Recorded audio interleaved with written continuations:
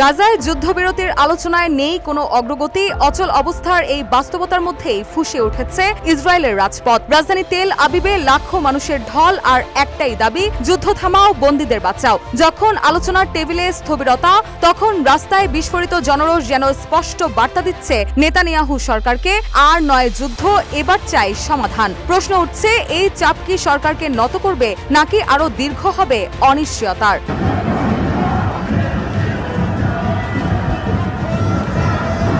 গাজা ইস্যুতে পরিস্থিতি দিন দিন জটিল থেকে জটিলতর হচ্ছে। একদিকে হামাস দাবি করছে তারা স্থায়ী যুদ্ধবিরতির জন্য প্রস্তুত। বৈরুতে এক সংবাদ সম্মেলনে সংগঠনটির সিনিয়র নেতা ওমামা হামদান স্পষ্টভাবে জানিয়েছেন, গাজা থেকে ইসরায়েলি সেনা সম্পূর্ণ প্রত্যাহার এবং বন্দী বিনিময়ের ভিত্তিতে একটি স্থায়ী চুক্তিতে যেতে চায় তারা। 5+ স্টার রেটিং প্রাপ্ত দেশের সর্বোচ্চ বিদ্যুৎ সাশ্রয়ী ওয়ালটন এসি স্মার্ট কমফোর্ট এখন নেক্সট লেভেলে। অন্যদিকে ইসরায়েল এখনো অনড় অবস্থানে। তাদের প্রধান লক্ষ্য হামাসকে সম্পূর্ণ নির্মূল করা। ফলে তারা চাইছে কেবল সাময়িক যুদ্ধবিরতি, যা মূলত বন্দী মুক্তির প্রক্রিয়াকে সহজ করবে, কিন্তু স্থায়ী শান্তির কোনো নিশ্চয়তা দেবে না।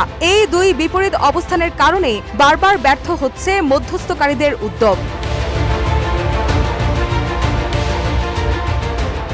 কূটনৈতিক আলোচনার টেবিলে অগ্রগতি না থাকলেও এর প্রভাব সরাসরি গিয়ে পড়ছে সাধারণ মানুষের জীবনে। বিশেষ করে গাজায় আটকে থাকা বন্দীদের পরিবারগুলো আছেন দীর্ঘ অনিশ্চয়তার মধ্যে। এদিকে বৈরুতে দেওয়া বক্তব্যে হামদান যুক্তরাষ্ট্রের দিকেও আঙুল তুলেছেন। তার অভিযোগ, যুক্তরাষ্ট্র ইসরায়েলের শর্তের দিকেই বেশি ঝুঁকে আছে এবং হামাসের ওপর চাপ প্রয়োগ করছে। এমন অবস্থায় ইসরায়েলের ভেতরেই বাড়ছে ক্ষোভ।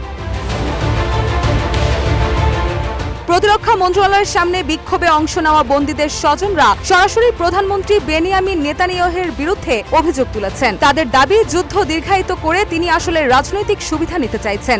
এক বিক্ষোভকারী অভিযোগ করে বলেন, যুদ্ধ চালিয়ে যাওয়ার মানে আমাদের প্রিয়জনদের মৃত্যুর দিকে ঠেলে দেওয়া। এর দায় ইসরায়েল সরকারকে নিতে হবে।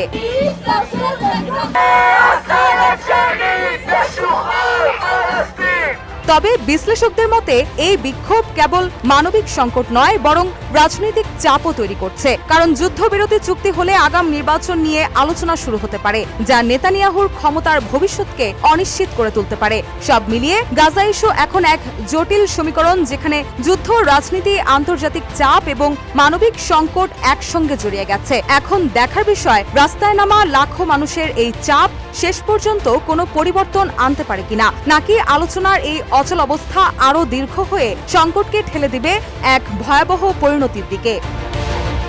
রুশা সুর, নিউজ ডেস্ক, ইত্তেফাক।